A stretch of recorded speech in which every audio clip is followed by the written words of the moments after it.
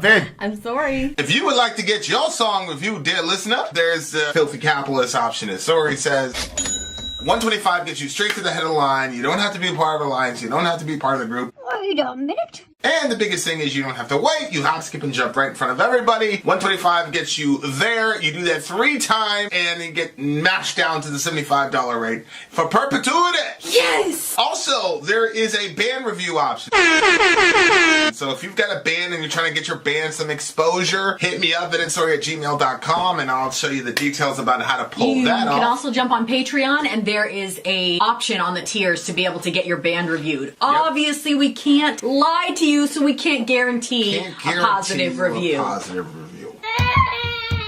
Get what you get. It's just rubbish. Rubbish. Rubbish. That's British for garbage. My favorite is a community option. $1 at the gate gets you in at Patreon. You get to join an alliance. The alliance joins their points together, and that helps determine what songs that we do. The alliances hang out on Discord. Message me on Patreon to get the link. And they do all kinds of other cool things. They do Minecraft, Dungeons and Dragons. Yeah.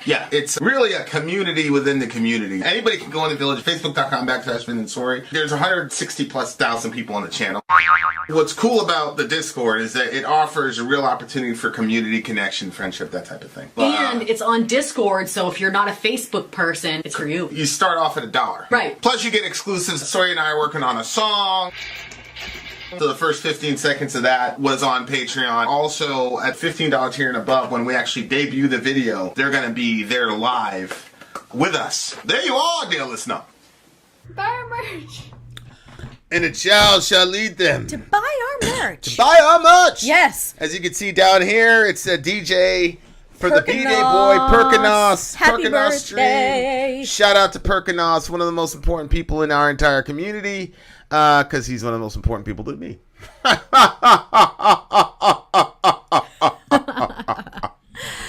Okay, so the next song on our super awesome list is something Vin's going to read here. Macabre Omen. Hellenes do not fight like heroes. Heroes fight like Hellenes. And I think Hellene means like Greek or something? Greek or something like that. Yeah, that makes sense. Hellenization. Yeah, that's what I was thinking. That's where I went with it. Makes sense. All right, here we go. All right.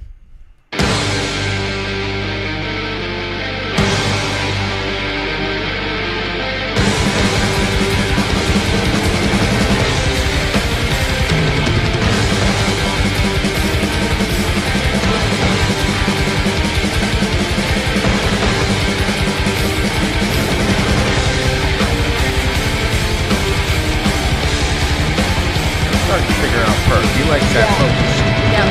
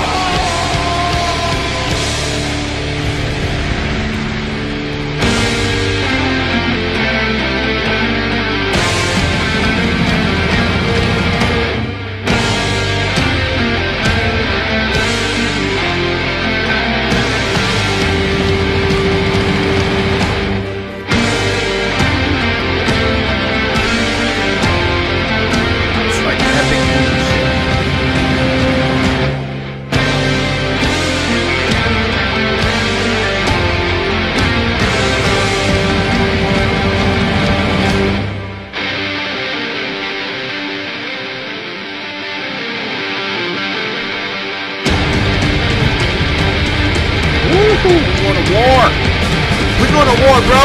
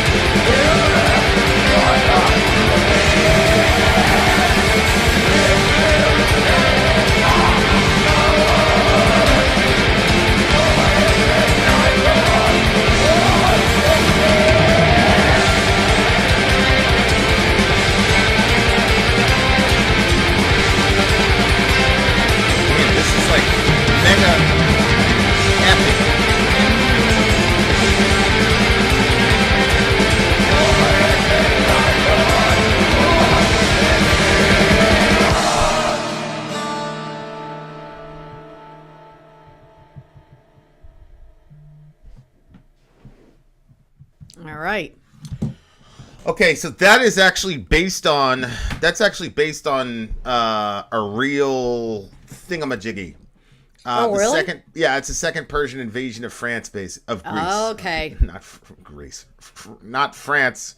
Greece. If it was France, the French would have just surrendered. Wow. You get it? Because you guys keep surrendering. Stop.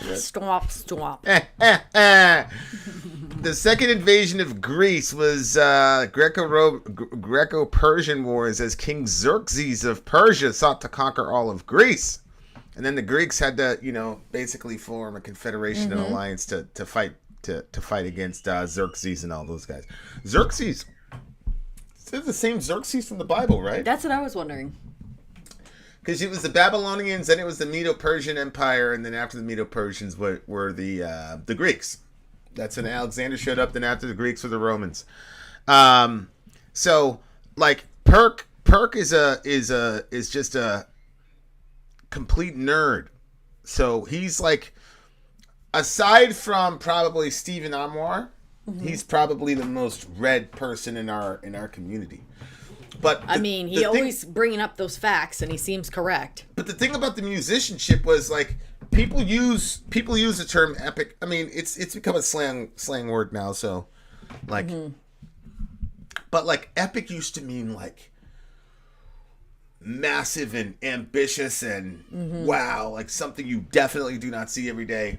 And so the soundtrack to what the lyrics were on was just like. My mom used to watch these, like, back in the days in the 30s and 40s, like when they wanted to say something epic, it would the horn and all this. Like, it was that kind of feel. Like when my stepdad used to watch movies like Alexander the Great and all that jazz, and it would just be like this big, epic, glorious, I mean, now we look at it as like, oh, it's corny because of technology or whatever, but like, that old school sound and feeling like some shit is about to go down. Yep. That was like the guitar work here was doing that. You know what I'm saying? Oh yeah, absolutely. So I thought even if you took the lyrics out of it and you just had the soundtrack, it would be really good. Like sometimes you listen to stuff I agree and with you're that. like, that needed the lyric. Like this one, it was musically they did a great job. It would have been fine just by itself. Oh, you're saying you would have rather have had. No, I'm not saying I would have rather have had. I'm saying that even if you take the lyrics out of it, Oh, it's a it would have great just track. been a damn good instrumental. Yeah, exactly. No, yeah. There's some stuff where it's like, well, you needed the distraction of the lyrics, really. Yeah, I can rock with that. I agree with that. I totally agree with that. So the lyrics were, for me, they were awesome, especially once Perk showed us the he had a little message about the war and all that jazz. So lyrically, this is the second song that's about war. He said, I will also mention that a reason I'm doing this one. Oh wait, that was no, for that's Warlord. the other one. Oops, sorry, excuse me. Yeah, we are. It we said already, number 2 over there. Yeah, so we already gave the Okay. homies RIPs. So sorry. In a time when heroes would not use words but force, an imminent barbaric invasion can be altered. City-states unite. Hellenes join the fight to secure existence and prevail over foreign elements. I shall travel to the farthest of temples to seek advice and win this battle with the blessing of the gods. I wonder who is speaking here. This is an Alexander, is it? I don't know. It kind of sounds like it could be. I don't think But I always Alexander. I think felt that was like right before his Alexander- time, though. Yeah, it could have. Yeah, I'm not up on history as much as you are. Yeah, this is 480, so I don't think that's. I think that's like right before Alexander's time. He says, "With my trusted sword in hand and thy almighty of blessings, guide us, O priestess, into what shall be the penultimate. What do you say? Penultimate Hellenic dream." Wow. So I do think that if I was to be a warrior, I would want a specific sword, and no one would touch it. Yeah, I mean, Because you gotta move with that thing, and it needs to be kind of part of you. Yeah, in the samurai culture, like you could die touching touch a guy's sword. Okay, well, I mean, you could die doing that shit. Yeah, I wouldn't be taking any chances. Yeah, my brother, shout out to my older brother. He got hooked up with his church. Yeah. And he's 18, 19 years old. Mm-hmm. We're in New York City now. So he's like, the Bible's called the sword, the sword of the spirit, blah, blah, blah. Mm-hmm. And so I was sitting there watching him and his boys. They're all in this big church group or whatever. And they'd be like, yo, man, you got your sword? And I got my. Well, they had this thing in their little subculture where like you couldn't touch another man's Bible because they were doing that samurai shit. Like yo, that's Really? yeah. What'd you think about it? Man, I thought that was a corny. I mean, I was, I was having, I was coming to school with them things in my book bag. You know what I'm saying? Yeah. So like, I had that shit in my book bag. You know what I'm saying? And I'm watching them talk about like, oh, don't touch another man's sword and all this. I just thought that was the corniest shit in the world, bro. And I was like, what the fuck is happening? Like, I got. Yeah, but baby, I can't. Like, this is the problem. Like, I can't join your group, man. Y'all niggas corny as hell, bro. honey. Don't touch another man's sword. I'm like, that's a book, my guy. When blood's come around the corner, it's like, oh shit, we got this thing. He's dead to rights. Yeah, but you never saw those movies where we got this boy dead to rights. And I go, nah, nigga, what's up? What's up? King James, nigga. Okay, stop. King James, Stop. nigga. You never saw those Christian films where a person shit gets is shot whack, and the Bible yo. saved them? Huh? The bullet went just partway through the Bible. It Yeah. saved them. Yeah, I mean, You never saw those? That's Babe, that. why did you marry me if you don't like corny? Well, On a it's 1 to 10, different. how corny am I? Go ahead, just be honest. 1 to Listen, 10. it's different when white people are being corny. You know what I'm saying? Why? Because you But expect like, it? like my best, this is my brother, bro. You know what I'm saying? And I'm watching him do this corny shit. Like, the shit was just too much for me, man. Don't touch another man's sword. Gosh. All right, well, I'm like, really, you could, yeah, y'all are silly as hell, bro. But you know what? Everybody in my brother's crew made it out of there alive, so there you have it. they never got shot, never had any of that. Never had to have a bad conversation with a mom, never had to do any of that shit. So shout out to my brother. He knew what he was doing. Oh. When you were a kid, you had to have a bad conversation with someone's mom? Oh, my God. Oh, jeez, babe. An imminent barbaric invasion can be altered. City-states unite. Hellenes join the fight to secure... You know what? Like, I always think to myself, like, what would you rather be? Would you rather be the invading army that has the numbers? Because I'm assuming the Medo-Persians had the numbers. Or would you rather have to be the guy that galvanizes everybody and gets everybody to, like, coalesce together in a confederacy to fight? You know what I'm saying? Because at the time, like, where we were... No, I want to be the invaders. Where we were, that's how the Bloods and Crips operated. The Crips had, like, the Bloods outnumbered 3-1. Yeah. But because the Bloods were willing to do things that nobody else was willing to do, it was... Which one were those I want to... no, I don't think I'm... Like, I think if a need arises, I could get busy. But I don't want to put myself in a situation where I have to. Like, I don't think by nature... Like, I think I can do what I need to do. It's not something that I want to do. So if I can avoid it, I would rather avoid it. But don't push me, you know? Yeah, but like... So did that not answer the question? Well, what would you rather do? Would you rather be the invading army, or would you rather have to... This is the other part. You would have to get everybody together to join a confederacy to basically rebel against this empire. And you have to... I mean, they're the superpower at the time. You got to convince your folks...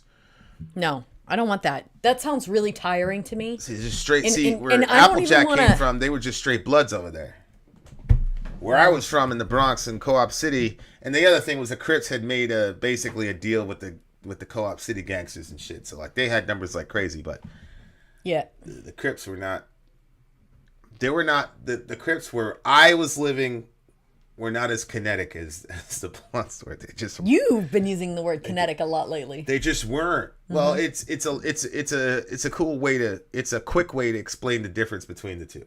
Because usually in our circles, when you say, "Oh, so and so is really kinetic," it's a way of saying that the other people are soft, that they freeze up. Well, what does the word kinetic mean? I know what I think of.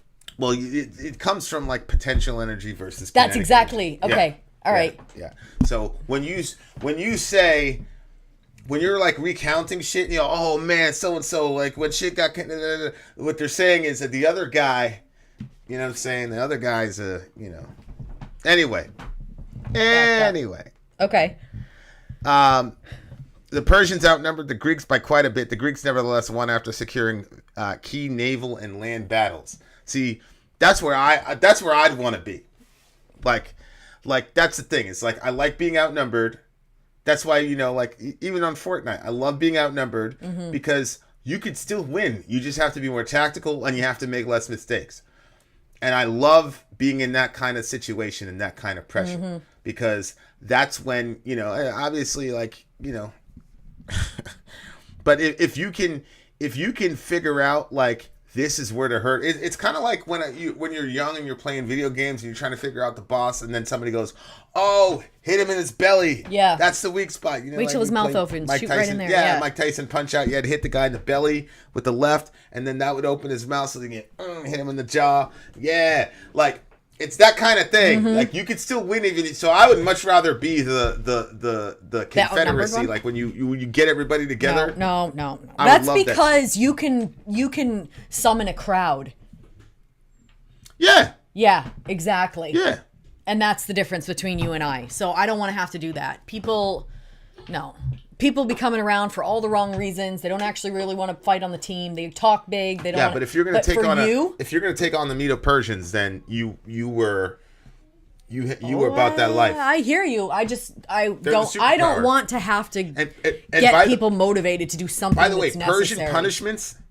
Persian punishments were horrible. They're like there is a theory that they invented crucifixion, that the Persians actually were the first people to crucify people. Yeah. Oh, then they had this other thing called scaphism. It's just horrible. I won't even describe it to you. Like they came up with when Paul said inventors of evil, he was probably thinking about the Persians. I mean, that shit was horrible. So like to go up against the Persians, that takes a lot of, you know, because like if you lose to us, it's like, you look, the Americans are going to bomb the shit out of you. If you lose to the Persians, they will crucify you. They'll do all types of horrible shit to you. I mean, they were really, really, really hardcore. So like, wow. Shit is not a game. Like the Persians were not playing around. They would. I mean, go Google scaphism. You'll see. It's like SCAPHISM. Go Google that. It's a fucking horrible way to die, bro. Really, really terrible.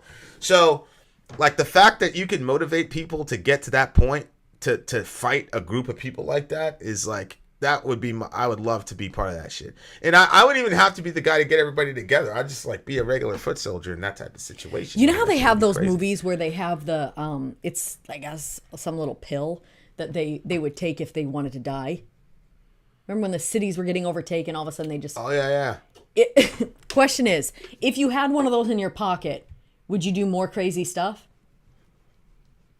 I would. It depends. It depends on how I'm feeling on the day. You know what I'm saying? God. It just depends. It should be noted that the Persians also used Greek mercenaries. Greek mercenaries were pretty renowned during that time period. Yeah, and that's why at the end of the song, he says right there, "Hail to the ones who shall never obey. Hail to the ones that shall never betray."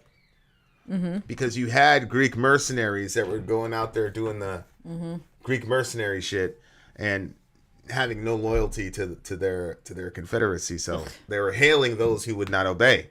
And would not betray. Wouldn't obey the Persians and wouldn't betray the Greeks. Because you had... Wow. You had Greek mercenaries. Also, they were a good group of people. Well, right? I mean, it all depends on... which side you're on. What side you're on. Yeah. If you're on the Greek side, then of course.